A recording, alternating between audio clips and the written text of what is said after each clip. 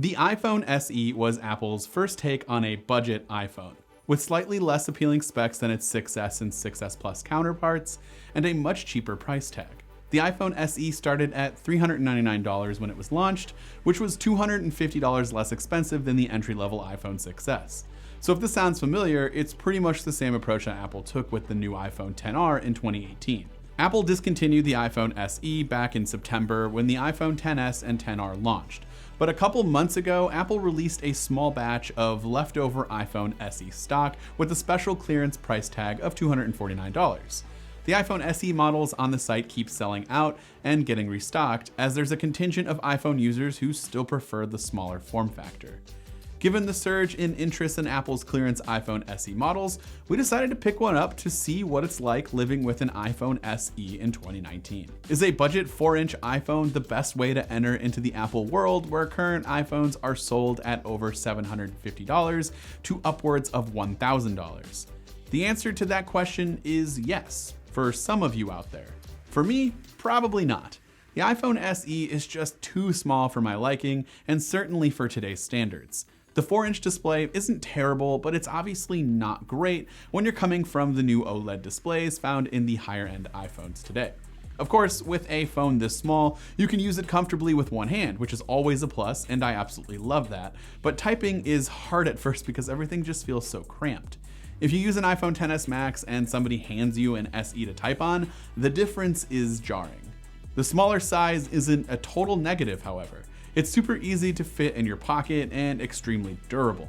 The boxier design with chamfered edges and a thicker body made up of mostly aluminum makes this iPhone SE one of my favorite designs yet.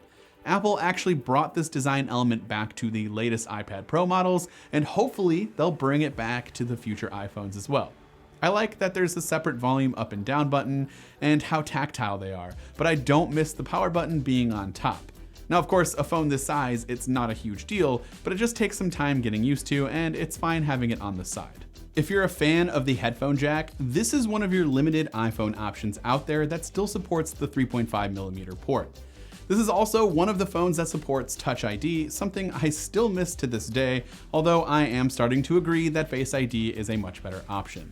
I do still like the ease of use navigating through an iPhone with a home button rather than gestures. As far as software goes, I'm running the latest version of iOS 12.1.4, and it's impressively fast and fluid for being a phone that's going on 3 years old. It's using an A9 chip with 2GB of RAM, but it honestly feels just as fast as the latest lineup. Now, I know that sounds a bit hard to believe, but when doing a side-by-side comparison to something like the iPhone XS Max, most applications open up just as fast, and sometimes some of them open up faster on the SE. This could be because it's a fresh install of iOS and the phone hasn't been bogged down with a bunch of apps, but it's still pretty impressive. Even though in general use the iPhone SE seems to perform as well as a current iPhone, benchmarks will obviously tell you that the new models are much more powerful.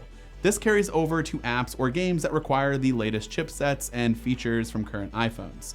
It's great that an SE can perform everyday tasks well in 2019, but let's not get crazy into thinking that it's equal to an iPhone XS Max. Battery life is surprisingly good as well, which is a bit concerning considering the iPhone XS has a much bigger battery inside.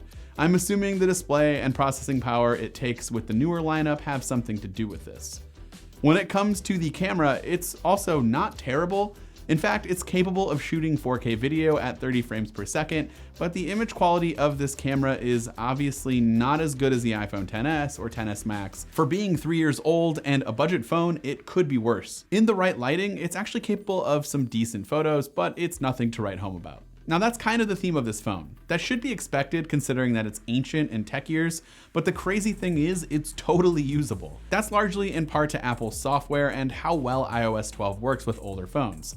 If this is your first smartphone or you really don't need a large new iPhone, but you still want to use iMessage and other Apple specific features at a very reasonable price of $250, then I would say go for it.